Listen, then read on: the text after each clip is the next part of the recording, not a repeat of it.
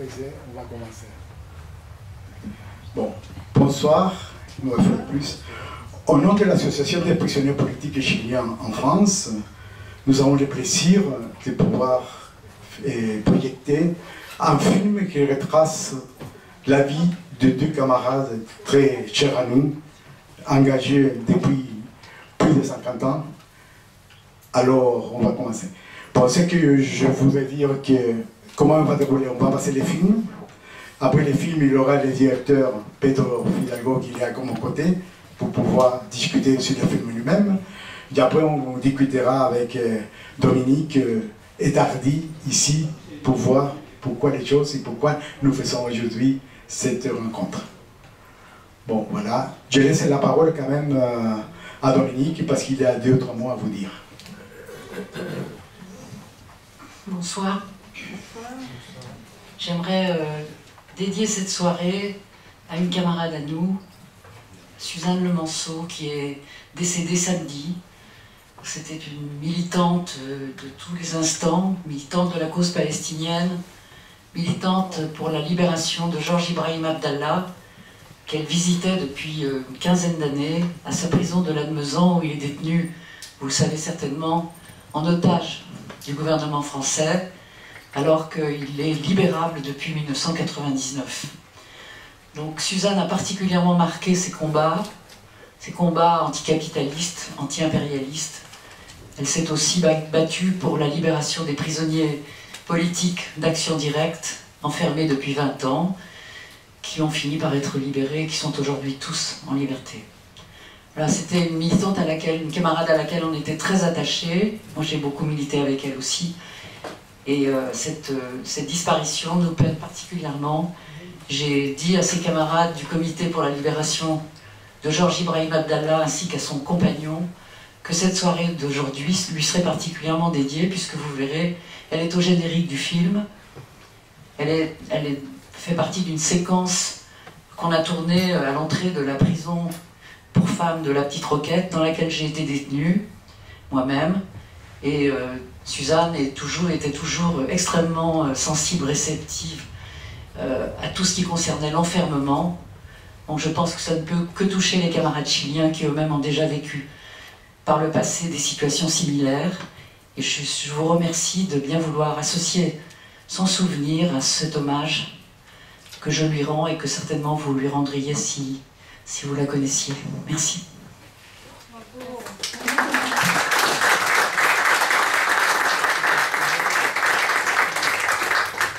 Juste avant de commencer, je voudrais que tous les téléphones soient éteints, parce que pendant les films, il y a pas mal, et surtout après les débats, qu'il n'y ait pas de sonneries, s'il vous plaît. Mettez un avion, s'il vous plaît. Merci beaucoup. Nos camarades Pedro, Dominique et Tardy vont partir parce qu'ils connaissent, ils ont passé, je crois, une cinquantaine de projections déjà. Ils connaissent très bien les films, ils vont revenir juste pour la fin. Alors, je vous laisse profiter de ce film, c'est l'un film. Merci beaucoup.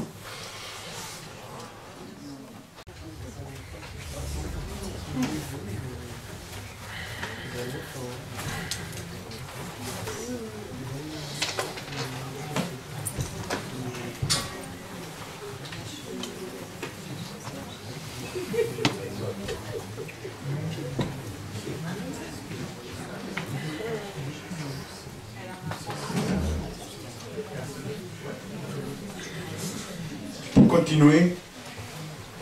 Nous avons ici avec Pedro Fidalgo, s'il a des questions, qui va nous répondre pourquoi il a fait ces films-là. Mais tout d'abord, merci beaucoup à Pedro et à Tardy et à Dominique. C'est un film qui nous rappelle toute notre histoire aussi. C'est une histoire de lutte. Et surtout, c'est les simples qu'il ne faut jamais abandonner. Malgré les déroutes, malgré les échecs, je crois qu'on doit continuer, parce que c'est partout pareil. Voilà. Je te laisse, je ne sais pas, Pedro, si tu veux dire quelques mots. Bonsoir à toutes et à tous. Je préfère plus écouter vos réactions. Et, le film, voilà, il était là, vous l'avez vu. Donc si vous avez des réactions, des choses à dire, des questions, je préfère répondre que parler de ce que j'ai montré. Voilà.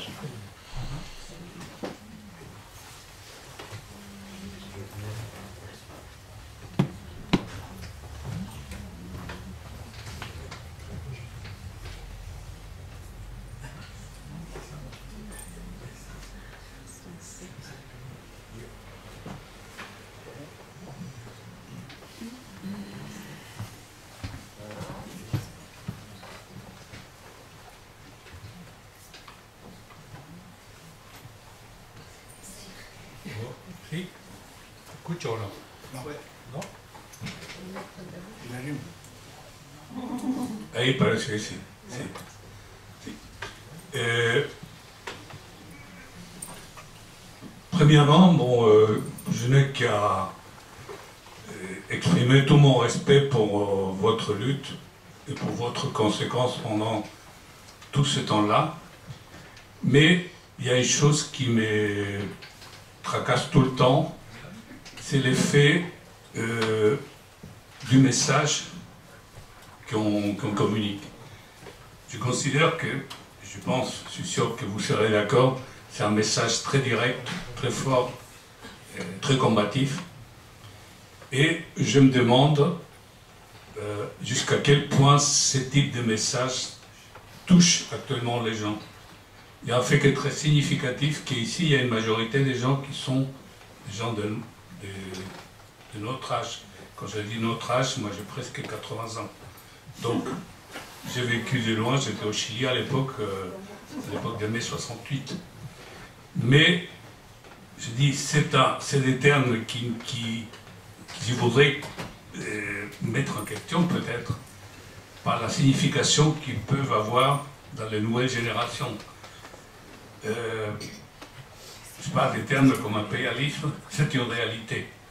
Est-ce que le terme impérialisme exprimé tel quel, ça veut dire quelque chose pour les nouvelles générations? Est-ce que des termes comme la lutte des classes, sans une explication plus approfondie et plus directe, n'est pas nécessaire? Est-ce que des termes comme, je ne sais pas, prolétariat, qui sont une réalité qu'on ne peut pas nier, mais qui, à mon avis, n'ont pas de signification actuellement, ou un impact réel. Voilà. Juste pour répondre, la personne qui a fait les films, elle n'a pas 83 ans. Et deuxièmement, justement, si on arrête définitivement d'utiliser ces mots, ils disparaîtront alors. Donc c'est bien de les utiliser. S'ils ont une signification pour vous et pour plein de gens ici, je pense qu'il faut les utiliser. Sinon, on fait du BFM et là, c'est fini, quoi.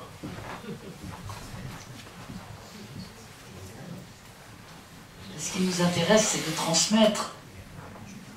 Est-ce que ça passe? Je ne sais pas. C'est quand même, c'était ça l'objectif. C'est transmettre que n'effacez pas notre âge. Je pense que le titre est évocateur et que grâce à ça, peut-être que tout le monde ne rejoindra pas ces combats tels qu'on les a menés, mais petit à petit quand même, on a souvent eu des réactions de gens jeunes, très jeunes, ils disaient mais aujourd'hui comment on fait si on veut s'engager? À l'époque, bon, il y avait des groupuscules bien précis, qui avaient chacun leur idéologie, leur référence politique, et plus ou moins une expérience pour certains. Et donc les choses étaient plus nettes, et comme vous le dites parfaitement, la lutte des classes, qu'est-ce que ça signifie aujourd'hui? Le prolétariat, on en parlait tout à l'heure avec Pedro, on disait le prolétariat, qu'est-ce que c'est aujourd'hui? Qu'est-ce que c'est la classe ouvrière? Où est-ce qu'elle est? Elle a changé de base, mais elle est toujours là. Il y a toujours des exploités, donc il faut continuer de transmettre cette expérience parce qu'elle peut servir, même si elle est changée, transformée, aménagée, je ne sais pas comment dire, mais pour nous c'est ça. C'est vraiment que ça ne soit pas oublié, rayé de la carte, et de la même façon, tout ce qu'ont vécu les camarades chiliens ici, que ça ne soit pas rayé de la carte, ni pardon ni oubli, on se souvient et on peut transmettre ça. Et ça, je crois que ça donne envie de lutter. Enfin, en tout cas, j'espère. Je voudrais savoir...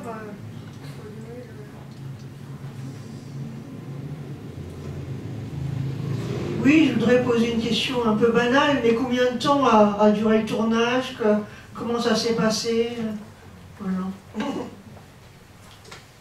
Ça a duré plusieurs années pour des raisons différentes. Bon, il y avait la question que c'est un film autoproduit, donc effectivement, en termes de moyens, c'était pas non plus évident, c'était en fonction des disponibilités du matériel, etc. Mais surtout, de l'accompagnement.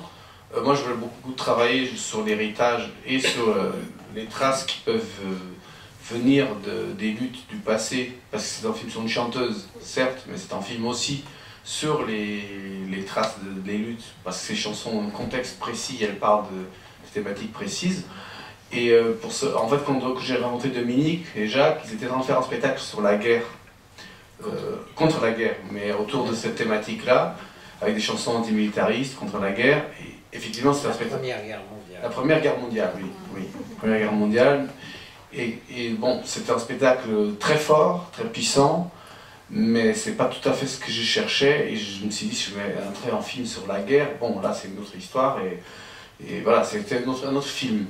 Et quand Dominique et Jacques ont décidé, pour les 50 ans de mai 68, de travailler sur des chansons de Dominique et faire un nouveau album en disque vinyle qui a été fait à ce moment-là en mélangeant dessins et chansons avec un spectacle, bah, j'ai filmé le spectacle qui apparaît dans le film. Et je me suis dit que, évidemment, c'était ça que je voulais, dont j'avais besoin aussi, pour donner cet air frais dont on avait besoin, de retracer les luttes, des plusieurs chansons, voilà. Oui, donc ça remonte à 2008 au moins, les débuts. Non, pas 2008. Non. Oui, effectivement, il y a des images filmées par moi, le CPE, des mouvements sociaux qui ont eu lieu en 2007-2008, parce que moi, je suis arrivé en France en 2005-2006, enfin, septembre 2005. J'ai commencé à filmer les mouvements sociaux à ce moment-là, mais ces images étaient, on peut les lire comme archives, je les ai chez moi, elles ont été réutilisées, je les ai sorties du tiroir pour les mettre dans le film, mais le film en soi a commencé plus tard, vers 2004, 2016 plutôt. Bonsoir, moi je voulais vous dire bravo pour ce film parce que personnellement ça m'a beaucoup parlé et je suis, je pense, représentative des nouvelles générations. Mais voilà, il y en a quand même dans la salle. Et surtout, j'ai vraiment aimé le fil rouge porté par Dominique, que ce soit une femme, que ouais, moi, ça me touche beaucoup. Je retiendrai, merci beaucoup Dominique, je retiendrai que les chansons, ça se voit pas, ça peut se cacher. Et c'est vrai, quand on y réfléchit 2 secondes, bah, à travers les siècles, ça a été le cas. Moi, je suis militante écologiste, mais par définition aussi anticapitaliste, sinon c'est du jardinage. Hein. On le sait tous. En 68, je crois qu'il y avait un slow comme ça aussi. Je me souviens, je suis pas sûre de moi, mais oui, moi je fais partie des soulèvements de la Terre et on se pose vraiment des questions sur comment initier des actions.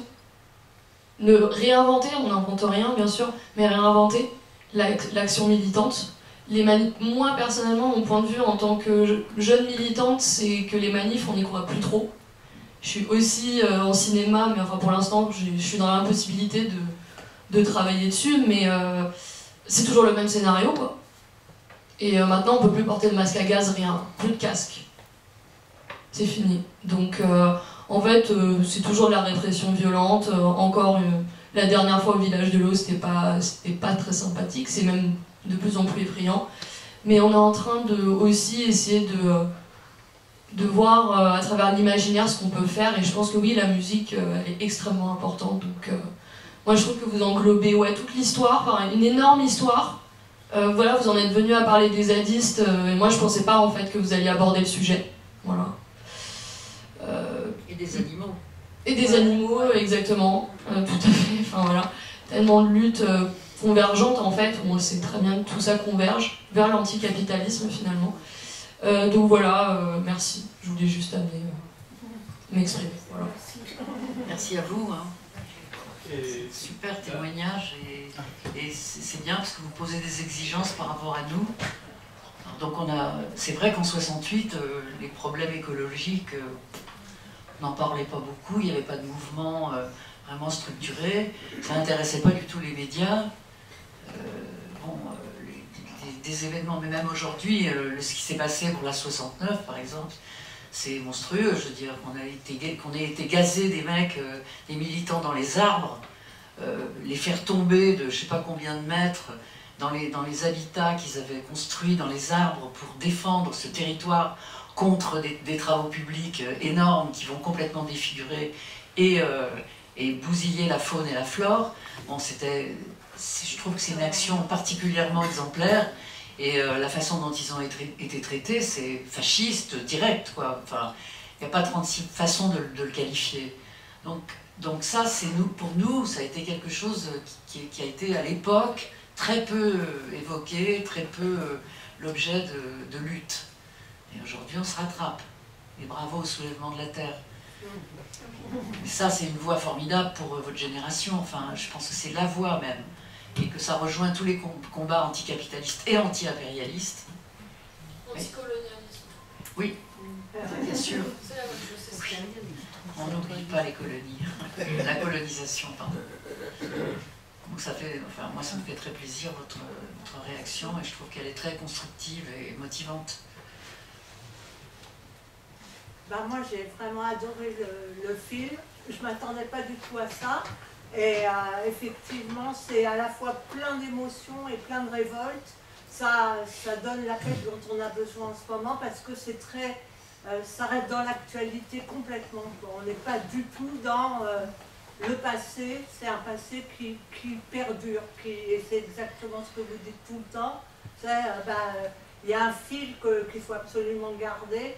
J'ai trouvé ça génial. Ce que j'ai vraiment aussi... c'est cette réflexion, cette tentative de réfléchir sur le pouvoir dont tu parles à un moment. C'est vraiment la réflexion qui me tient le plus à cœur. Et puis je pense que sans ça, il n'y aura pas de changement possible. Et bon, c'est sur la fin. Et on commence évidemment par le colonialisme et tout. Et du coup, arrivé à ça, je me dis, bon, c'est ce qu'il faut réfléchir. Enfin, voilà. Bien. Merci pour ce film, que je vois pour la deuxième fois d'ailleurs. Et j'étais très heureuse de retrouver beaucoup d'amis militants dans ce film. Et c'est vrai que je pense qu'il est très utile de le montrer dans d'autres lieux, des quartiers populaires, là où il y a des jeunes aussi qui sont concernés. Je pense que, contrairement à ce que disait quelqu'un ou le premier intervenant, je pense que les luttes de classe, elles existent toujours, elles existent à travers aussi les sans-papiers qui sont dans la rue. On a oublié les gilets jaunes qui venaient aussi avec de province, de toute leur mobilisation et les gens pendant la période du Covid, et ça continue, les hospitaliers qui sont mal payés, qui doivent... voilà, je pense que la lutte des classes, elle existe encore, elle est très présente. Et je pense que ce serait utile de montrer ce film dans d'autres lieux, enfin, c'est bien ici aussi, mais d'autres lieux qui sont les banlieues, la province, là où fleurit l'extrême droite. Je ne sais pas si le film a tourné dans d'autres villes. Le film, ça fait déjà 2-3 ans qu'il circule. Il a même été en salle, affiché de manière très discrète. Hein, c'est pas à Paris. Alors, à Paris, on a eu des bonnes séances dans de très bonnes salles, mais ponctuelles, organisées par des associations. Sur la question de la projection du film dans le milieu militant, il y en a eu, mais pas énormément finalement, par rapport à mon souhait. Moi, j'habite en banlieue, j'essaie de réaliser des projections. On a fait même au cinéma Le Roc, qui est un cinéma du public, quoi.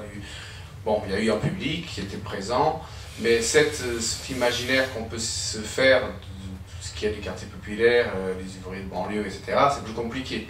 Parce que déjà, on connaît la réalité, c'est que les gens sont très éloignés parfois de milieu culturel, tel qu'on le voit dans les institutions. Et deuxièmement, parce que les associations militantes ne connaissent pas forcément le film. Celles qu'ils connaissent sont projetées, effectivement, On a fait à la CNT, Sud a organisé il y a quelques années à Mantes-la-Jolie une projection.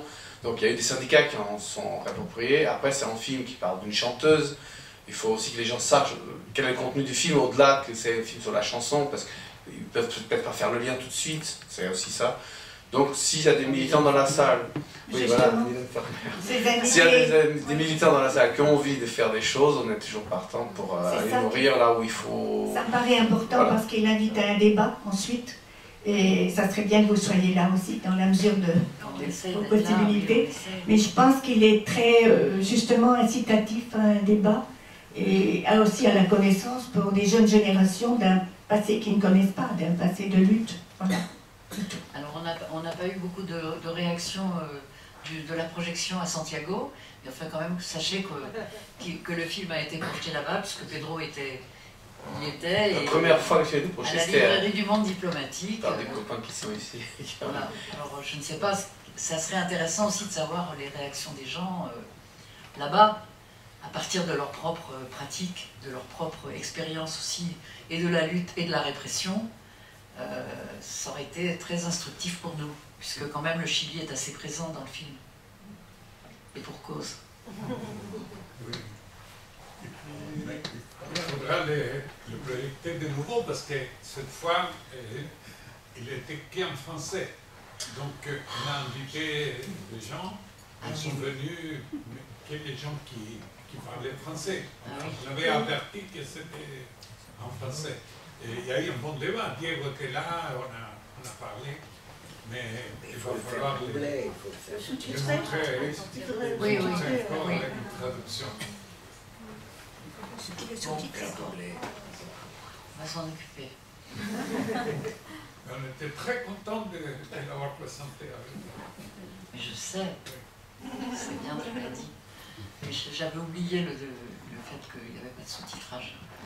Essentiel. Et surtout que le film n'était même pas encore été projeté en France. C'était, voilà, on a fait comme ça parce que j'étais là-bas et je me suis dit que ce serait l'occasion de. Ouais, c'était la première du film.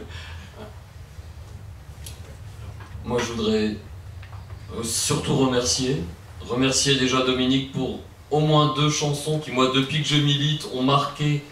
Depuis le tout début, c'est évidemment, alors, en version originale comme en version reprise, c'est Baletta policier et puis Chacun de vous est concerné. Moi je les entends depuis que je milite et ils ont tout le temps marqué mon histoire militante, vraiment.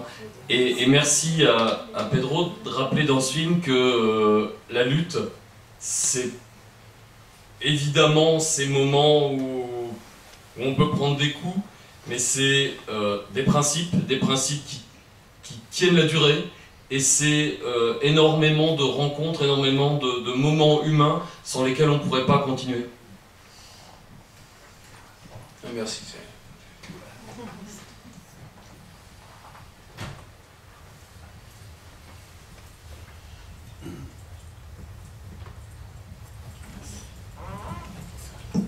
Est-ce qu'il y a d'autres questions sur le film? Je vais juste dire une petite chose. Je trouve que c'est important aussi de dire, comme on disait tout à l'heure, ce film a été autoproduit, et en fait il y avait des choses qui se posaient techniquement et sur la structure, comment construire le film. Dans mon travail de l'écriture au tout début du film, c'est comment faire revenir sur l'histoire, sachant que les archives, déjà c'est montrer ce qui a été très revu par plein de gens, si je vais à l'INA, surtout que c'est très cher, on ne peut pas les acheter, et du coup en fait la solution ça a été celle, on va faire ça par des dessins, et les dessins donc, ont un rôle important dans le film, et les chansons voilà, contextualisées par des dessins avec la voix de Jacques, je pense que c'est quelque chose qui a aussi beaucoup apporté, et peut-être que Tardy pourrait en parler un peu aussi de cette partie. Que je dise quoi? Je chante pas. Sur la complémentarité. Je chante pas, je dessine. Bon, j'essaie effectivement d'apporter un regard supplémentaire. Le mien, bon, peut-être qu'il n'est pas bon, j'en sais rien. Sur des situations précises qui sont évoquées dans les chansons et aussi de ce que j'ai vécu en mai 68. Alors je le dis tout de suite, moi j'ai jamais été un militant. J'étais là, je regardais ce qui se passait, j'ai encore l'odeur des gaz lacrymogènes dans le nez. J'étais étudiant aux Arts Déco, bon, je terminais mes études, etc. J'étais pas un militant, j'observais.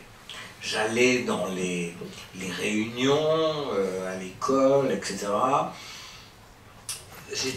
Ça m'enthousiasmait pas. Ça m'enthousiasmait pas parce qu'il y avait cette espèce d'enthousiasme, par contre, d'enthousiasme collectif et tout, qui quelque part me gênait.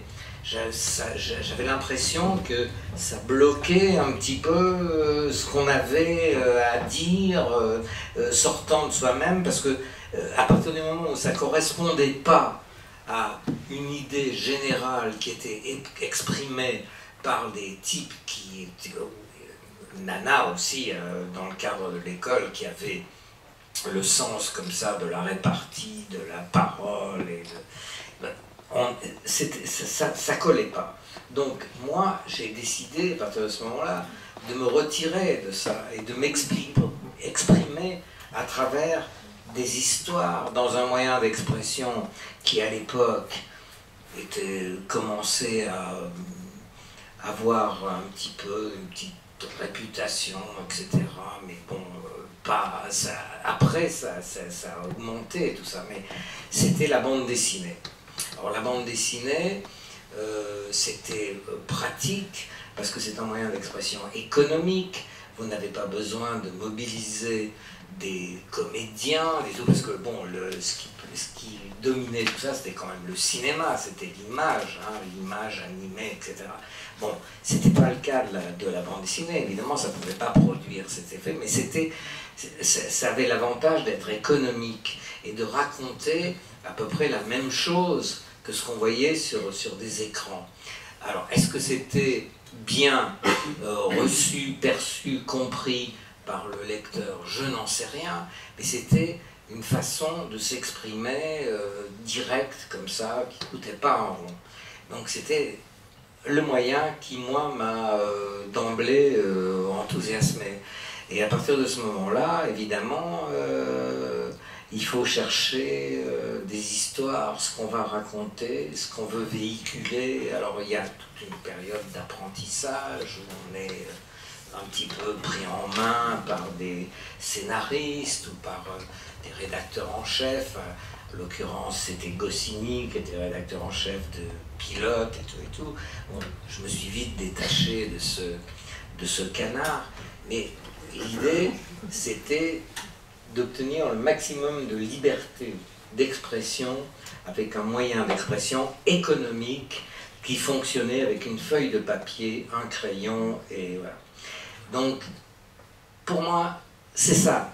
Mai 68, pour moi, c'est cette espèce de glissement, comme ça, et d'aboutissement vers la recherche, et en même temps, la trouvaille, si vous voulez, d'un moyen d'expression économique qui me rendait indépendant, d'une certaine façon, indépendant des financiers, des gens dont on aurait besoin pour m'acheter une plume, une bouteille d'encre, une feuille de papier. J'ai besoin de personne.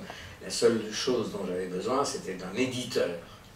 Alors là, attention, il faut bien choisir son truc. Bon, et ça c'était mon problème. Voilà comment moi j'ai vécu cette période-là, avec à cette époque-là, un glissement dans la bande dessinée qui me séduisait, mais qui à la longue s'est avéré tout à fait médiocre.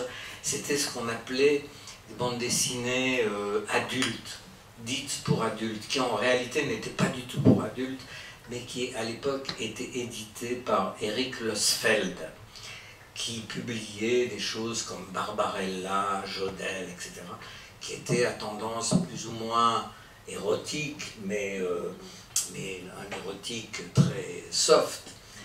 Bon, c'est avéré que c'était pas la voie, mais ça m'avait séduit parce que ça sortait de Mickey, de Spirou, de Tintin, des bandes dessinées pour enfants.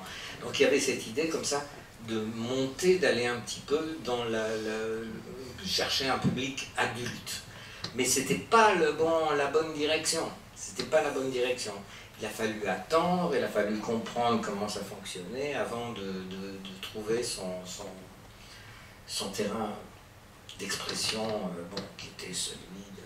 on raconte une histoire, on est obligé d'avoir des personnages, comme pour un film, on est obligé d'avoir des personnages. On n'attire pas, on ne peut pas retenir l'attention des gens, et puis voilà. Après, il y a des événements. Voilà, moi, ça... Mai 68, pour moi, c'était cette espèce de tripatouillage comme ça, de recherche, d'expression. C'était au niveau de l'expression. Parce qu'aux arts décoratifs, les profs, c'était comment dire, bon, et surtout ça s'est avéré après mai 68, les élèves étaient des petits bourgeois, les profs restauraient ce qui avait été cassé, détruit pendant les événements, et ils refaisaient les fauteuils de l'Odéon, etc., etc. Donc ça, c'était ça certainement amenait pas mal d'élèves dans ce registre, ce cadre comme ça, comment dire, des décorateurs, parce que on pouvait, j'imagine, gagner sa vie. Bon, j'ai jamais été dans ce truc-là. Et ce qui m'ennuyait, c'est que je sentais qu'il n'y avait pas la recherche personnelle d'une expression, c'est-à-dire rentrer dans un comment dire, dans un problème économique qui pouvait régler évidemment les problèmes de survie, les problèmes du quotidien. Et moi, ça ne me satisfaisait pas du tout.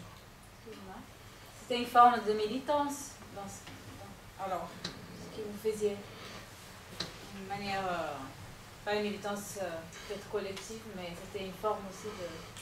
Oui, mais l'idée c'était de s'exprimer en toute liberté.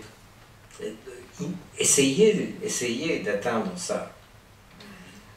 Apparemment, avec un moyen d'expression qui, encore une fois, ne coûte rien, ne nécessite pas des financements extraordinaires comme le... Et de là, peut-être la complémentarité avec Dominique aussi, dans le sens où les chansons sont quelque chose aussi qui peut toucher énormément et qui sont fait avec des moyens...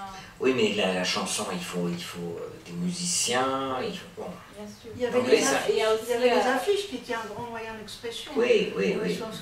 Non, mais la chanson, c'est un travail d'équipe. Oui, mais ça peut partir également d'un travail de composition. Oui, mais à partir du moment, je suis désolé, mais à partir du moment où on est dans un travail d'équipe, les problèmes arrivent. Mais je parle de... On le voit dans le film. Certaines pauvretés des moyens à cette période de 68. C'était fait également avec... Oui. Alors il y avait les affiches, effectivement. Alors il y avait un atelier, l'atelier des Beaux-Arts. J'en ai pas fait une seule. Pas que je rejetais ça, mais l'atelier était quasiment, comment dire, il était obstrué par des types qui faisaient des affiches, c'était chez eux, c'était leur... Déjà là, il y avait une forme d'autorité qui s'exprimait. Moi, j'en ai 15 à faire, etc. Bon, vous arriviez avec une idée d'affiche, il y avait le petit chef qui était là. Bon, c'était pourtant mai 68, hein, mais il y avait des petits chefs. C'était monopolisé par les gens des Beaux-Arts. Oui, mais moi j'étais aux Arts Déco, mais les Arts Déco, les Beaux-Arts, ça fonctionnait en même temps. Et j'ai jamais réussi à approcher l'atelier, pas l'atelier, mais les cadres où on faisait les sérigraphies, etc. Parce que c'était occupé par des types qui avaient une priorité. Mais ce qu'on voit dans les films, c'est peut-être là c'est une question pour Monsieur Fidalgo peut-être. Oui. Pour les montages, c'était les dessins et les chansons qui étaient très symbiotiques, enfin on voit une fluidité. Il y avait un pari dans le film, c'était celui de, donc une fois que je décide, pour donner suite à ce que je disais avant, comment donner donc place à l'histoire à travers les dessins. Là, donc, et je remercie Jacques et Casterman qui m'ont permis d'utiliser ces dessins qui existaient déjà, certes, la plupart, dans un livre qui m'a inspiré beaucoup pour ce film, c'est un album CD de qui s'appelle N'effacez pas notre race, qui a été fait pour les 40 ans de mai 68, en 2008. Et le pari de jongler chansons, dessins et cinéma, donc documentaire, parce que c'est le réel, de quoi il s'agit, c'est du réel. J'avais très peur, de ma peur, c'était pas uniquement le jonglage entre les trois, parce que ça pourrait se faire des ponts par des voix off, etc. C'était les chansons, comme Dominique ces chansons parlent de thématiques très diverses.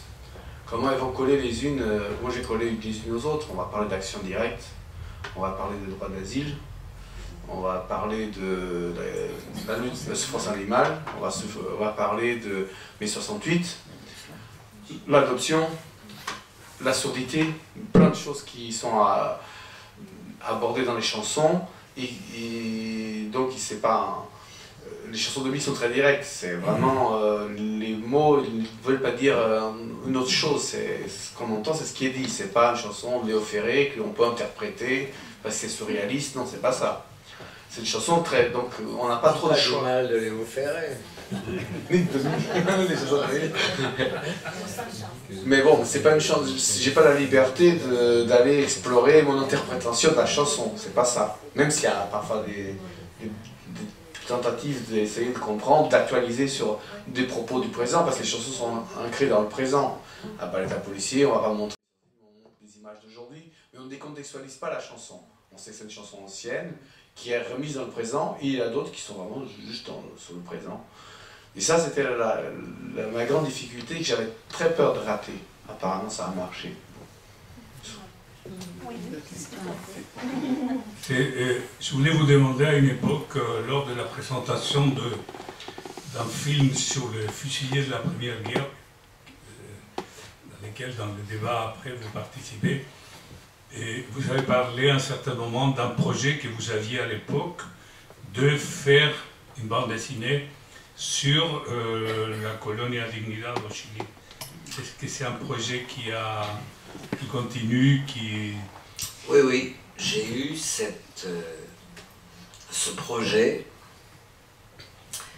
et puis j'ai jamais réussi à avoir la documentation nécessaire. Voilà, c'est aussi simple que ça. Et je sais qu'actuellement, il y a des dessinateurs qui travaillent sur ce sujet. Non? Non. Il y a Denise Frappier et son mari qui vont sortir un album. C'est sur la Colonia Non, non, c'est pas sur la Colonia. Non, c'est sur un militaire de la marine chilienne. Ouais, c'est ça. Enfin, moi, j'ai jamais réussi à avoir la documentation. C'est délicat, il ne faut pas raconter n'importe quoi. Il faut s'appuyer sur des trucs en béton armé avant de causer. Et j'ai jamais eu ça. Mais effectivement, ça fait partie d'une idée, d'un projet qui ne s'est pas concrétisé. Alors, je suis désolé. Il y a la documentation. Vous avez la documentation? Pas mal. Bon. Et je vous l'avais dit à l'époque. Vous me l'aviez dit à l'époque? Oui. C'est vrai? C'est vrai. On était avec Patrick Cabois, qui était justement celui qui a fait le film sur les fusillés de la Première Guerre. Et vous avez parlé de votre livre, La putain de guerre. Ah, je suis désolé, mais alors ça m'est sorti. Je me souviens pas. Il faut reprendre rendez-vous.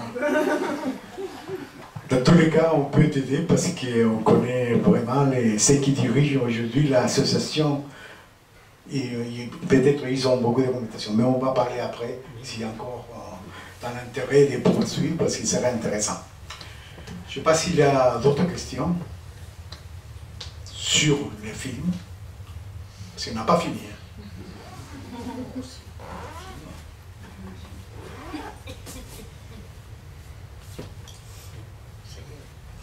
moi j'ai quand même trouvé sympa de connaître Dominique, parce que moi je ne connaissais pas Letton en fait. Et du coup j'ai beaucoup regardé avant et tout.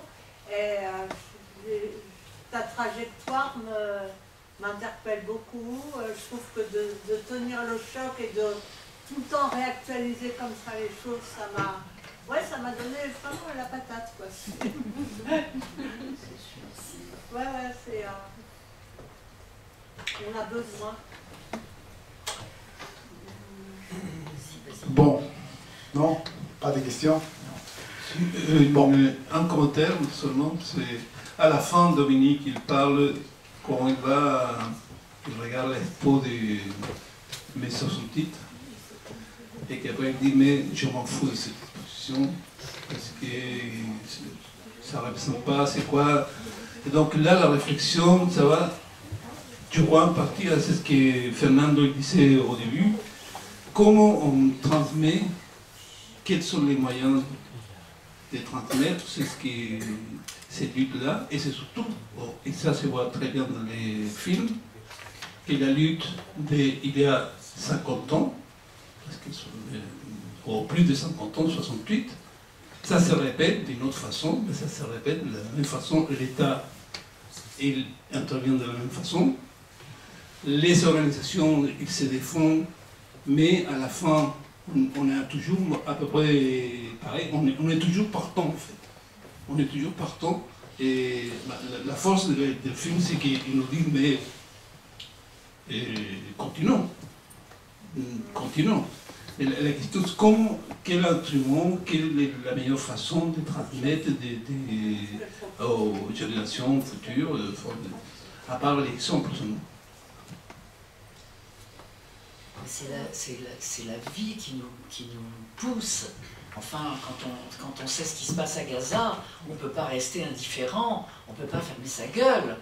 On est obligé d'en parler, on est obligé de faire savoir ce qu'on en pense et de se battre contre ce que nous on considère comme un génocide. Et ça, bon, on voit bien tous les obstacles qu'on rencontre sur notre chemin, puisque à tout moment on peut se faire traiter d'antisémite. Donc c'est quand même très compliqué, c'est très complexe la situation, et ça oblige à trouver effectivement des formes et des stratégies peut-être différentes, originales, pour arriver à aider un peuple à se libérer de ce qui est en train de lui arriver, c'est-à-dire d'être en train d'être exterminé, et pour une partie, et pour l'autre partie d'être entièrement bouffé par la colonisation, et petit à petit chassé de ses terres. Alors quand même, ça c'est des... Je sais pas, si les gens savent pas comment s'engager aujourd'hui, simplement en regardant vers la Palestine, on a toutes les raisons de s'engager, toutes les raisons de continuer de se battre. Alors c'est peut-être pas les manifs, effectivement les manifs, il y en a marre. Moi aussi, ça fait trop de décennies que je manifeste, j'en ai marre. Mais il y a des fois, on ne peut pas ne pas y aller, parce que voilà, il faut aussi sortir et montrer ce qu'on pense et ce qu'on veut faire par rapport à ça. Si on ne sort pas, bon, on peut toujours râler devant sa télé, mais ça ne nous intéresse franchement pas. On en a marre que ça ne serve à rien, surtout, parce que on en a fait 36 contre la réforme des retraites, là il y en a encore une bientôt, mais... Ouais.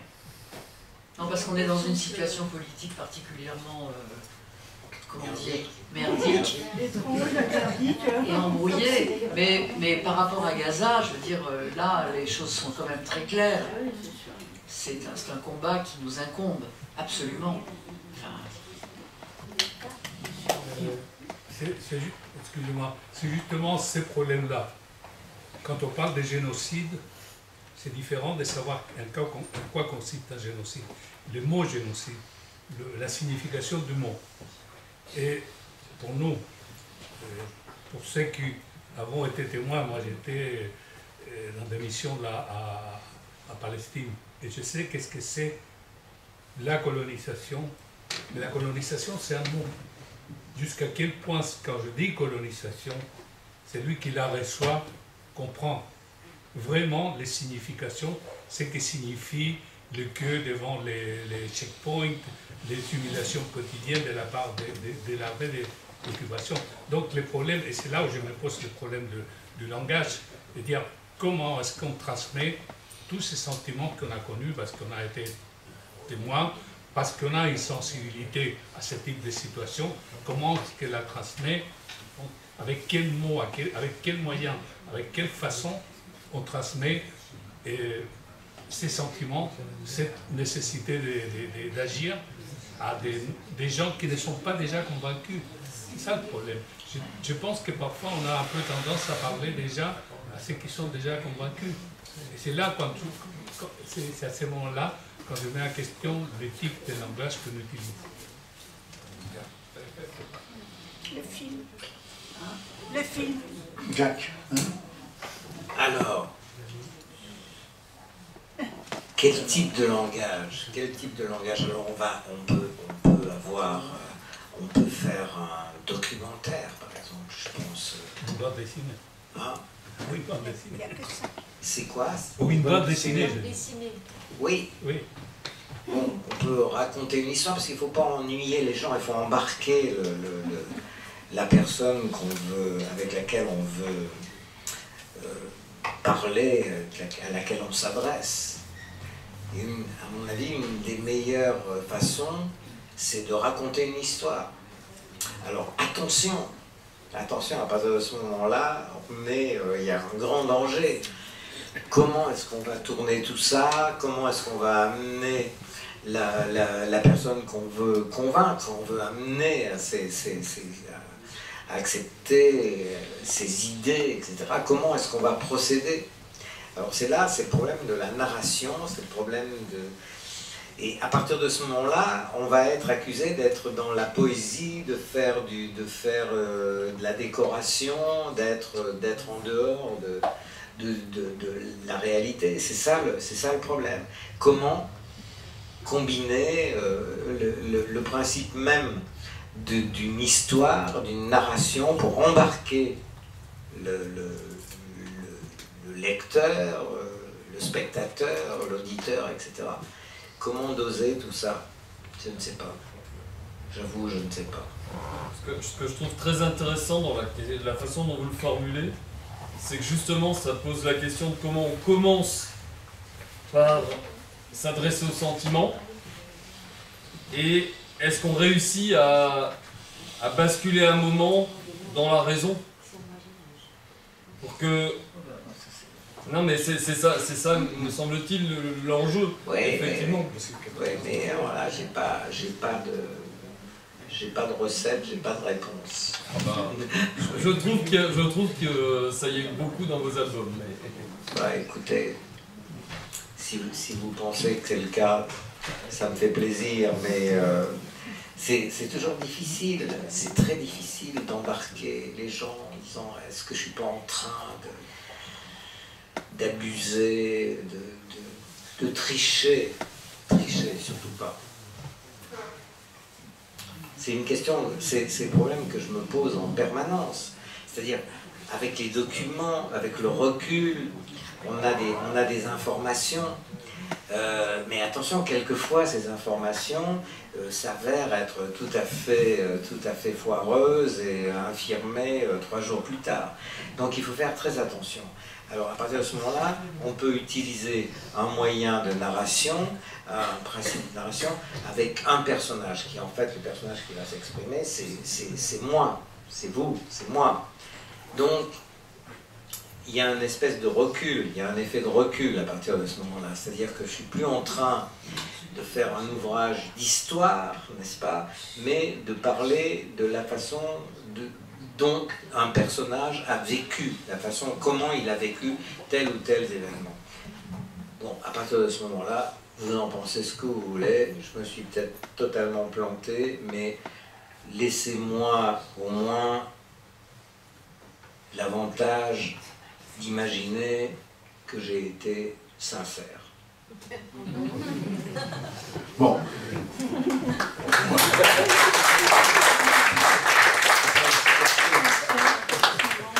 Bon, dans les films,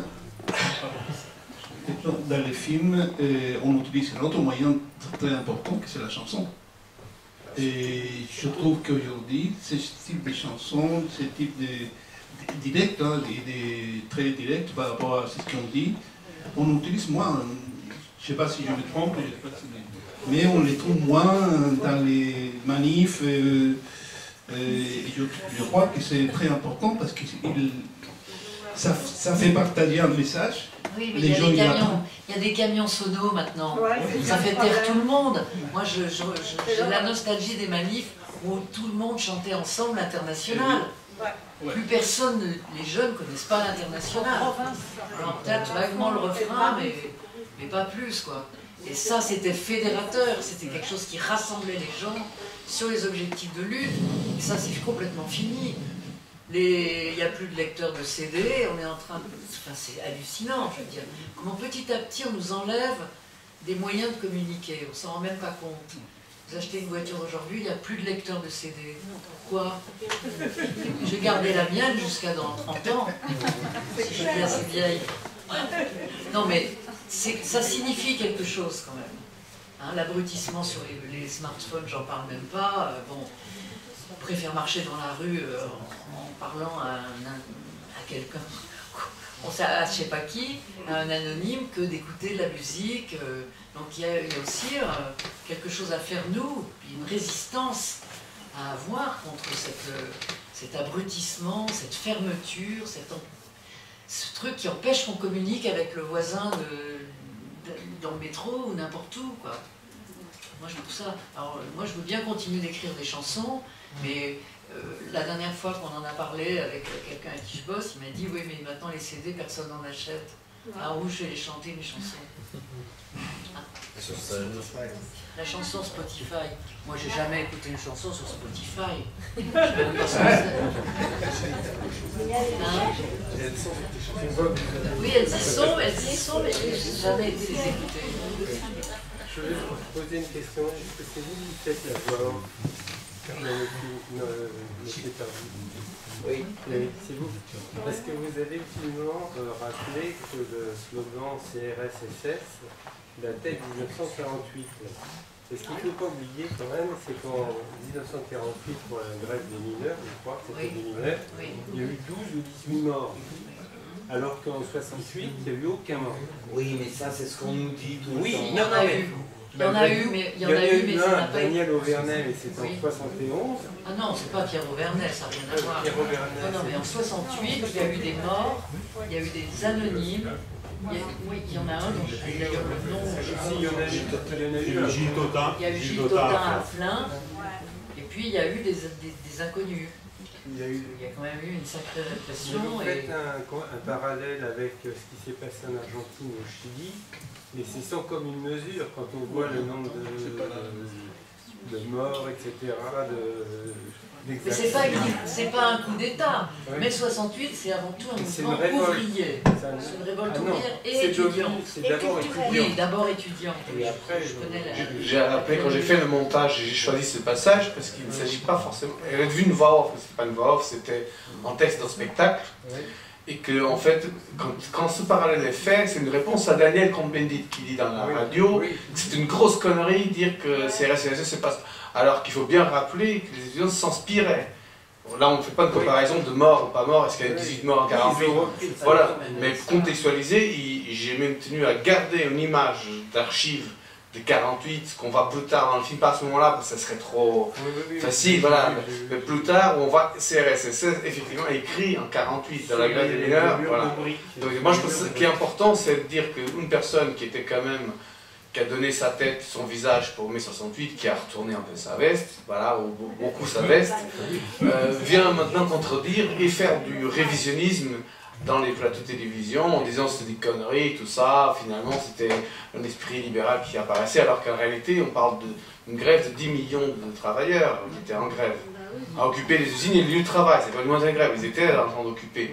Et c'est de quoi il s'agit, 68 finalement. Voilà. À l'époque, moi j'avais 14 ans et demi, bon, donc voilà, j'ai vu 1 million de personnes passer dans ma rue, parce que j'étais pas loin de la République, au Turbigo, et donc toute la manif, alors ça devait être le 13 mai je pense, donc c'était impressionnant.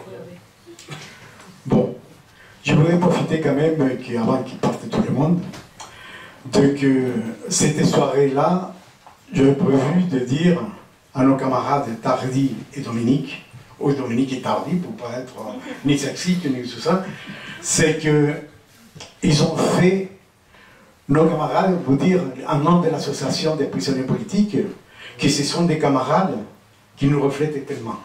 Je sais que vous ne voulez pas avoir des hommages, mais pour nous, militants, révolutionnaires, qui nous avons vécu notre tour d'expérience, et nous continuons à continuer les luttes. Je crois que c'est un honneur de connaître Tardy, parce qu'entre parenthèses, c'est lui qui a fait les dessins pour les procès qu'il a fait pour 4 militants franco-chiliens. Procès, c'est l'unique procès qui a été fait contre la dictature militaire. Et c'est Tardy qui l'a dessiné, et ces dessins sont à la musée de la mémoire au Chili, les manuscrits. Première chose. Il y a Dominique aussi qui nous accompagne dans toute cette lutte-là, dans toutes ces chansons. Je crois qu'il reflète tout aussi notre vie. C'est pour ça que nous, en tant qu'association, on voulait remercier à ces deux camarades et aussi à Pedro, Pedro parce qu'il a fait ces films qui nous va aider. Je crois qu'on va faire travailler parce qu'il faut les connaître au Chili. On verra, je ne sais pas si c'est trop difficile. Ma fille est chilienne aussi, donc. Ok. Non, c'est qu'on va voir comment on peut traduire parce qu'il faut les montrer au Chili, aux gens militants aussi, peu importe à qui nous montrons, mais c'est parce que les révoltes, il est partout. Bon, je conclue parce que c'est ça le but. Si je voulais, malgré que je sais que vous ne voulez pas, mais rendre hommage à ces deux camarades-là qui les méritent. Ça ne sert à rien de faire une image quand ils sont morts. Je crois qu'il faut être vivant, qu'ils sachent que des camarades comme eux, nous continuons cette lutte.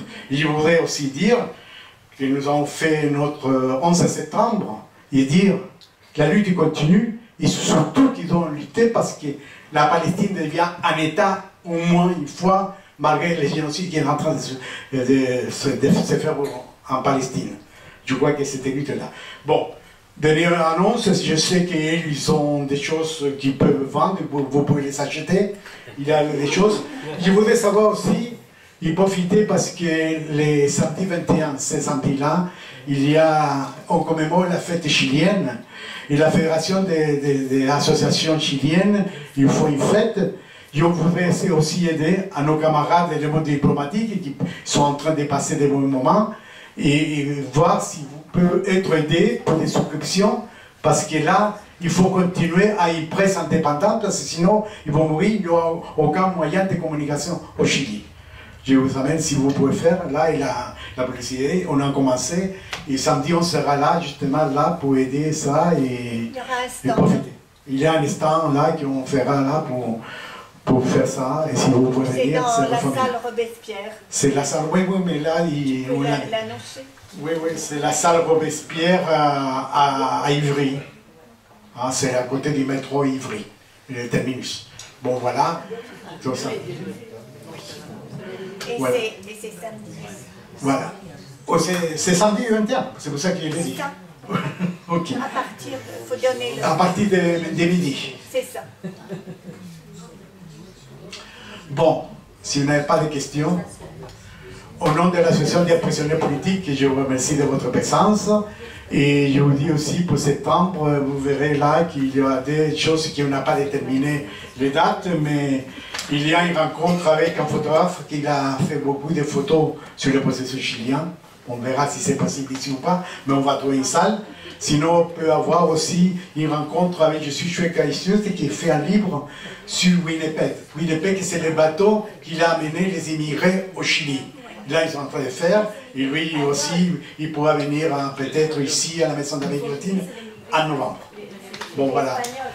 Merci beaucoup et applaudissements pour votre camarade. Merci Hector, merci à l'association des exprimés chiliens et merci à France Amérique Latine qui nous a invités aussi. Et c'était vraiment voilà, un bonheur de pouvoir faire cette projection ici en présence de beaucoup d'amis chiliens. Chilien est déjà français depuis longtemps, mais toujours chilien de cœur. Et de points. Oui, oui. Merci beaucoup. On peut chanter l'international. On peut. Je